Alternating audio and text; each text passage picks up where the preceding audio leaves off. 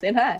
And now we're going to bring on our special guest, Michelle Onaka, who is an educator and doing something that is so necessary. And I understand very little about it, but I will tell you that the the words on the page, if you go to the links, the first four links that are in the description of the YouTube channel, very pretty blunt about what's going on here, what we're doing. So welcome, Michelle Onaka. How are you doing today?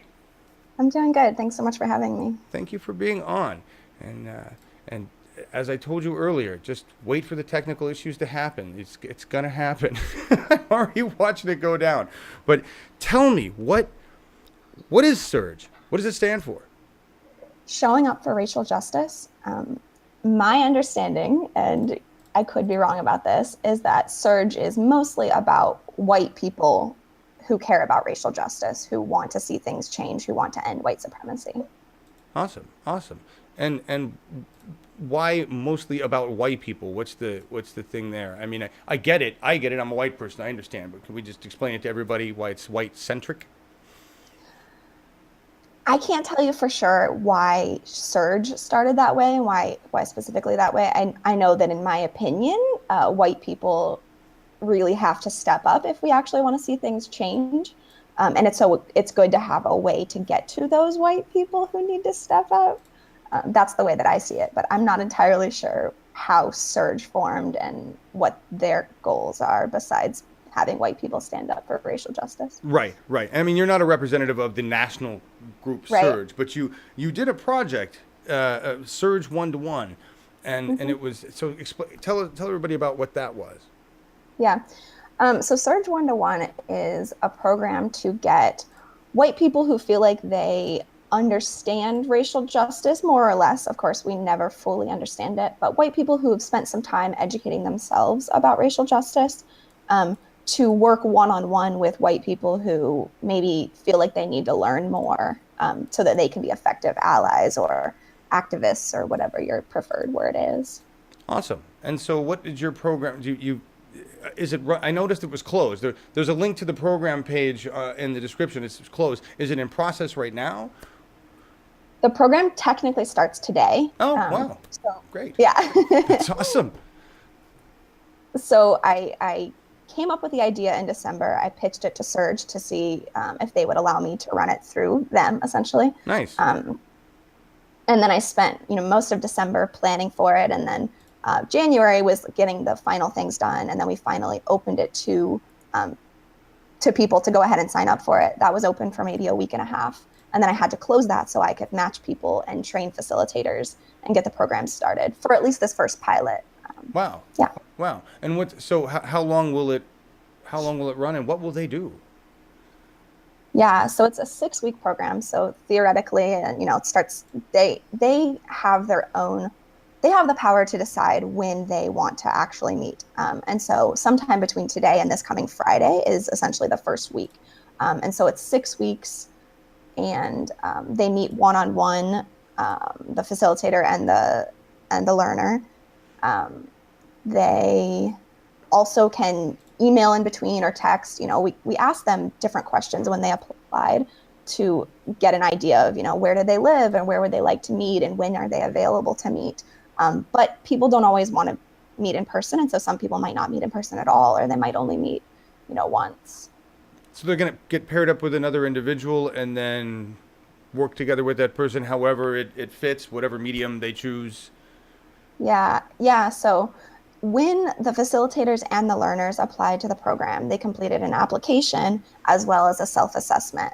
The self-assessment was really just, here are some terms that we think that white people need to be aware of, really that anyone wanting to do racial justice work should be aware of. Those terms included oppression, white supremacy, racism, um, intersectionality, things like that. And they rated themselves on those terms. And then I use that to be able to match pairs so that sometimes the facilitators maybe are a little newer to this type of work, Mm-hmm. but they're matched with someone who's even newer to this work. No, wow. Uh, Okay. Okay. yeah, and then they have a bunch of resources. So there's a concept, and then there are several resources for each concept, and the facilitator can decide which resources they want to share. They can share the whole resource list with their learner. They get to decide how they want to do it. It is just 6 weeks, so Okay. everyone's not going to get through everything, but they Right. get to decide, what do they want to focus on and how do they want to focus on it. That's really cool. How many, if I can ask, how many people signed up for this particular round? Yeah, so we had 32 people sign up. Wow. We've since had one facilitator drop out, so there will be 31 people and 16 pairs. Okay. Okay.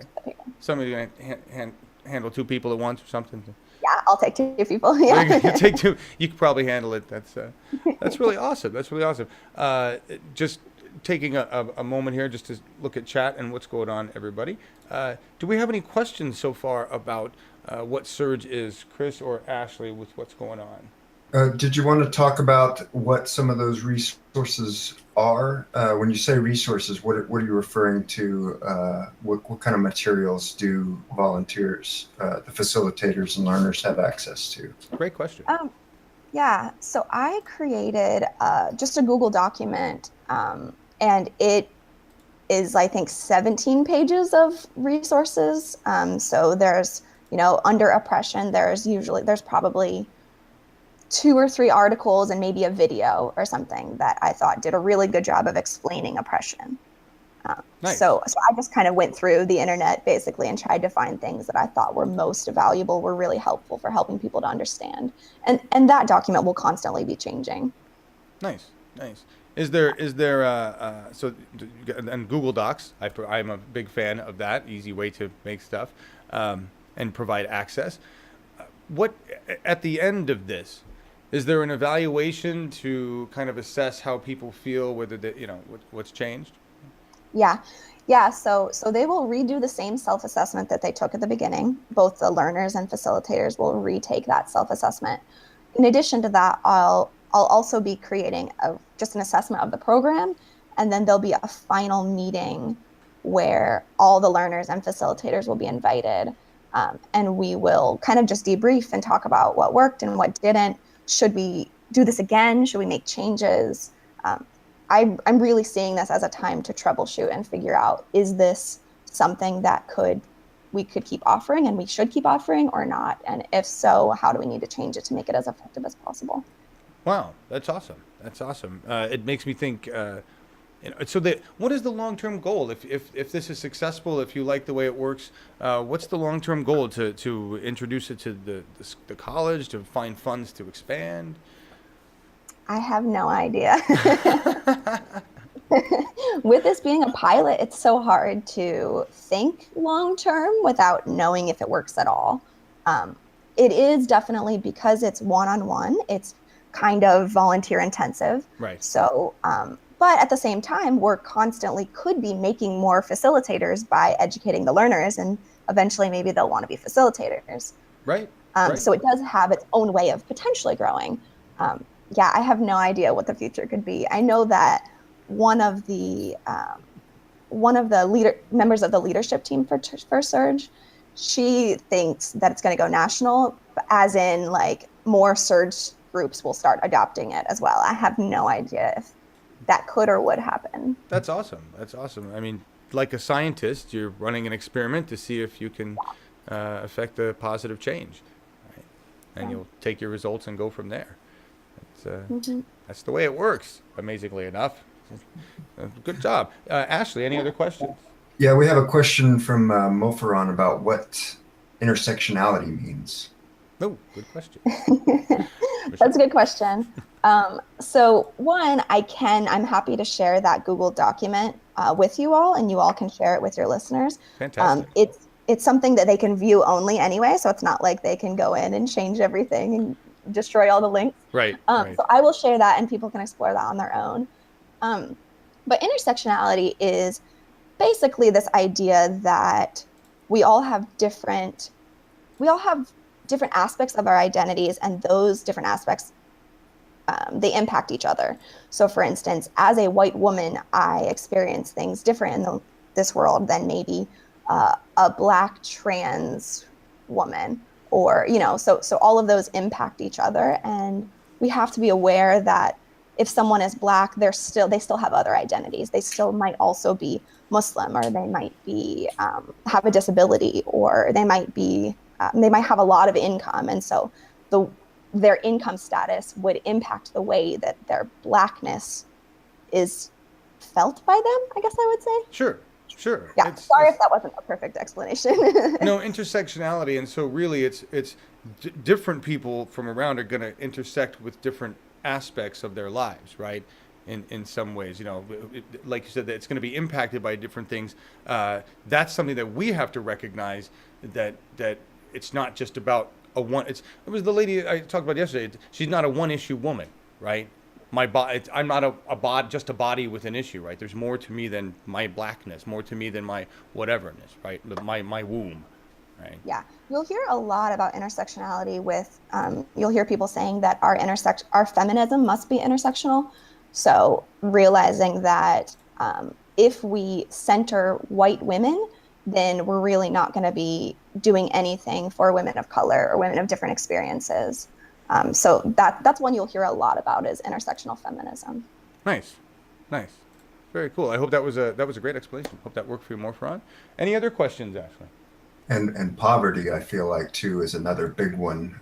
Cross culturally, cross ethnicities, and everything else. That's something that it seems like a lot of people don't get, or they don't put the pieces together. That not only as we deal with race relations, a lot of white people will deflect, saying, "Well, I'm poor too," everybody's poor, kind of thing. Well, and I think something to realize about that is that's white supremacy. That's what was meant to happen, actually. Like back in the day when they were creating race in this country and dividing people by race, they were also trying to make sure that the low-income whites and the people of color would not join and fight against the rich people. So that is the way that the fabric of our society works, that especially people who have low incomes have a really hard time understanding, if they're white, that they have some sort of privilege based on their color, based on their skin color. So yeah, there's a lot of intersectionality that needs to be considered, for sure. Absolutely. It's not just black and white. To be honest with you. Awesome. Any other questions about what they're doing here?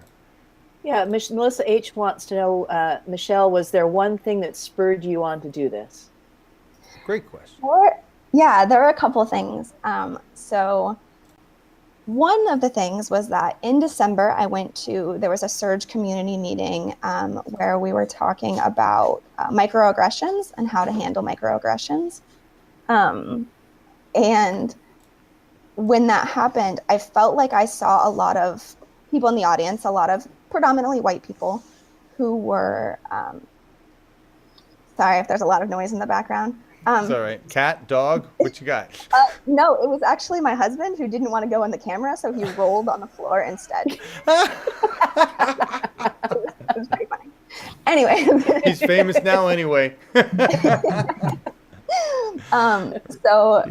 at that meeting, I felt like there were a lot of white people in the audience who were like, why don't you other people get this? Like, why haven't you seen this for a long time? I've been aware of racial injustice for a very long time, and I don't understand why you don't know this. And then there were other white people in the audience who were like, I've been woken up. I had no idea after, Trump's election. A lot of them were like, I did not realize it was this bad, and I don't know how to learn.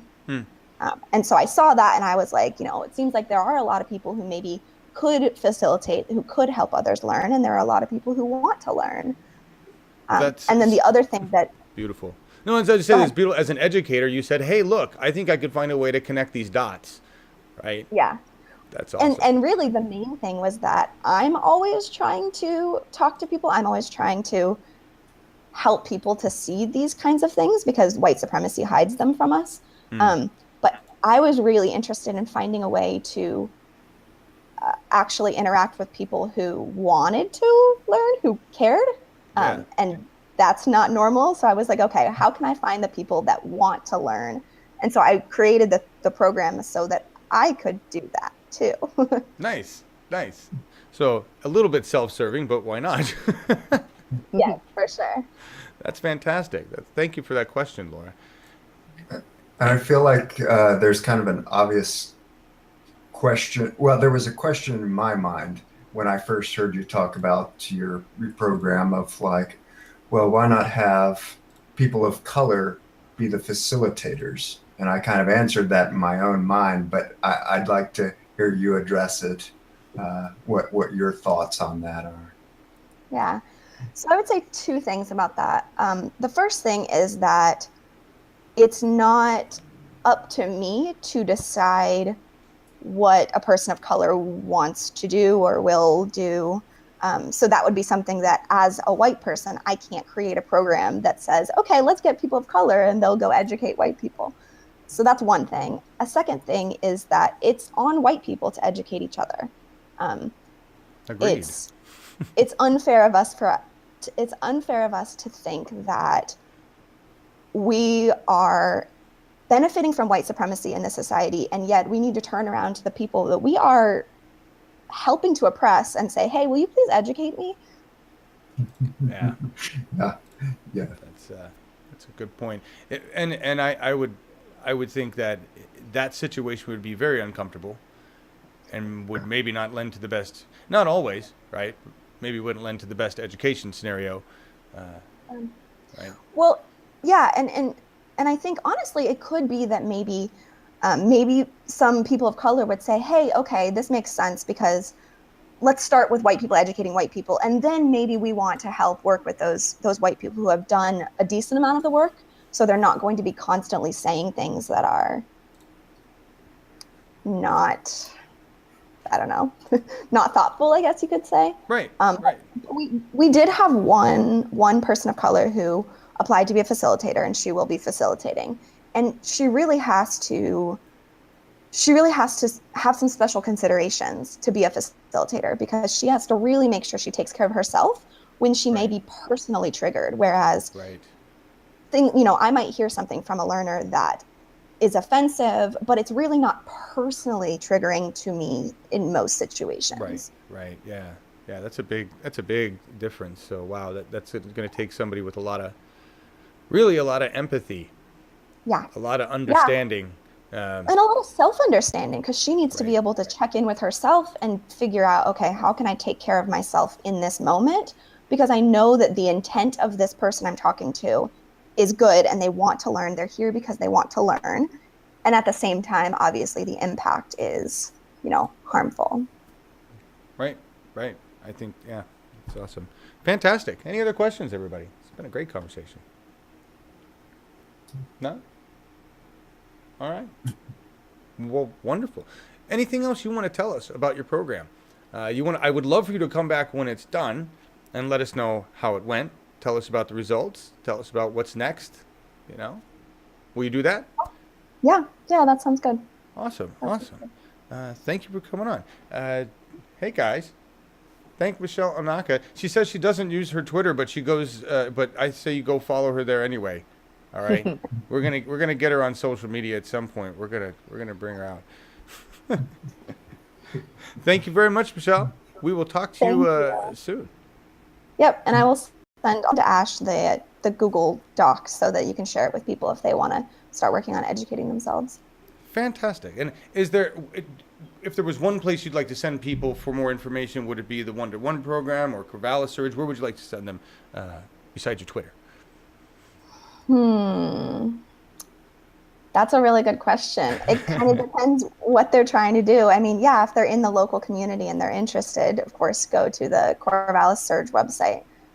If you're not in the local community, then check that Google document or start looking for things online. Everydayfeminism.com is a pretty good resource. Nice.